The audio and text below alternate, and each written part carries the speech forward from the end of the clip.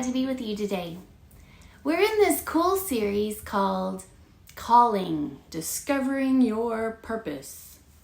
And each week we'll look at a step to take to help you discover your purpose or your calling.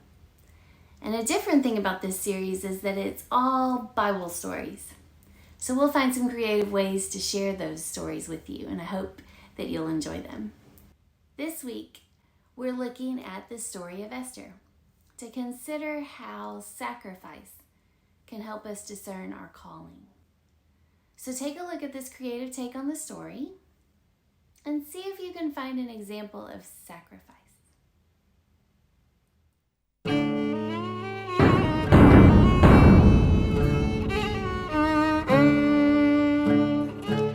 Esther's story takes place during the years of the Jewish exile, around 470 BC. Now the Jews had been defeated by Babylon, which meant they were exiled from their homeland and taken as slaves. But later, the Babylonians were defeated by the Persians. So now, the Jews found themselves under the rule of the Persian king, Xerxes. That's where our story begins. King Xerxes decided he was going to throw a party, and this wasn't your standard cookies and punch type of party. This party lasted for 7 days and included all manner of lavish feasting and drinking. Now on the last day, the king decided to show off his queen, who was very beautiful. But when he called for her to come to the feast, she refused. This greatly angered the king, and not only the king, but his counselors and noblemen as well, because they were thinking, if the queen treats the king this way, wives everywhere are going to start disrespecting their husbands. They're going to be mouthing off, refusing to change the baby. They're not going to cook the falafel for dinner. It's going to be chaos. So the king declared that the queen was no longer the queen, which meant that he needed to find a new one. Now, if you're an all-powerful male in the ancient world, what better way to find a new wife than to parade every beautiful single woman in the land through your palace? So that's what he did. Among the hundreds of women sent to the palace was a girl named Esther. Esther was secretly a Jew, and she was also an orphan raised by her uncle Mordecai. And though she was essentially the lowest possible social class, the Lord was with Esther, and she was a beautiful and graceful woman. When she was brought to the palace, she found favor among all the king's staff, and ultimately the king himself, who chose her to be queen.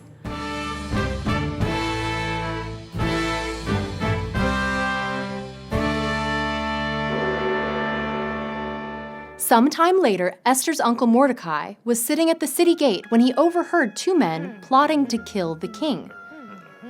Mordecai quickly relayed this to Esther, who told the king, who promptly solved the problem.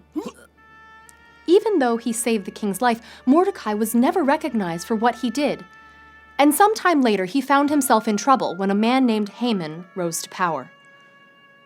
Haman was the king's second in command, and whenever Haman walked through the streets, everyone was ordered to bow down before him.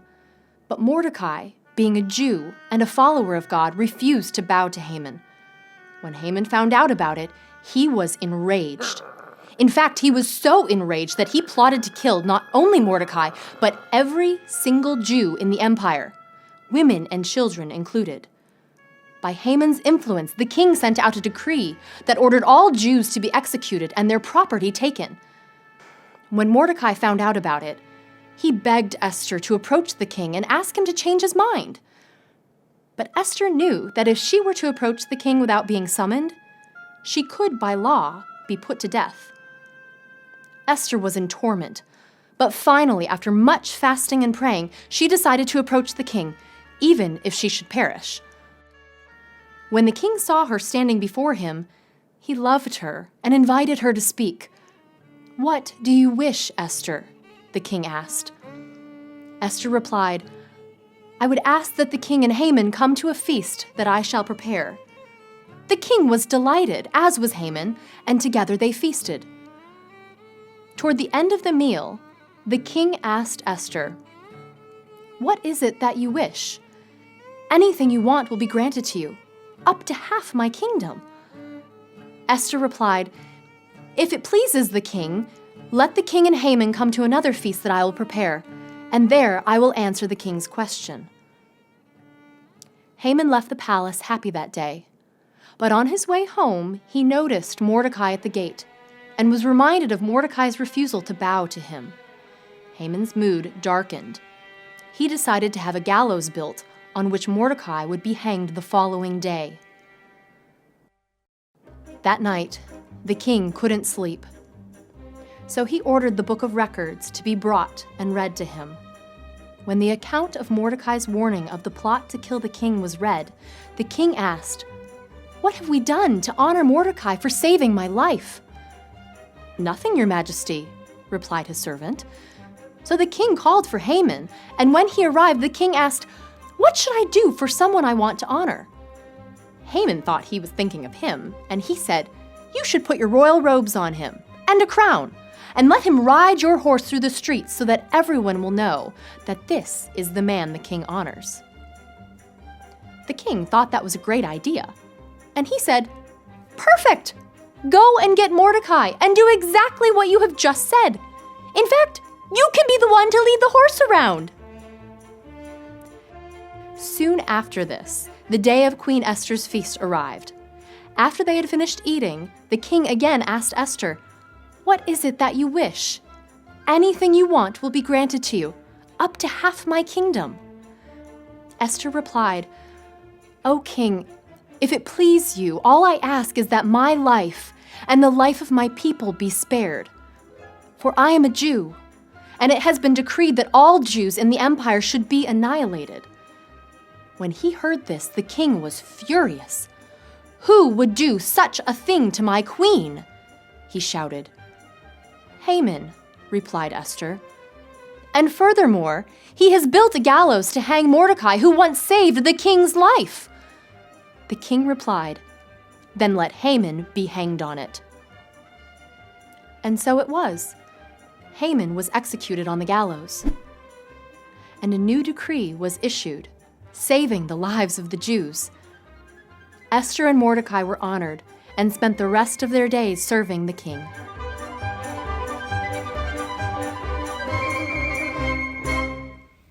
You know, Esther is an entire book in the Bible, a book about a woman, and a book in the Bible that never once says the name God. It's full of surprises like that, details here and there that you'll pick up on whenever you come back to it to read. I mean, I never thought about sacrifice when I thought of Esther. I thought about her bravery. I thought about the beautiful verse where Esther is concerned that she will die if she brings up the issue facing the Jews to the king.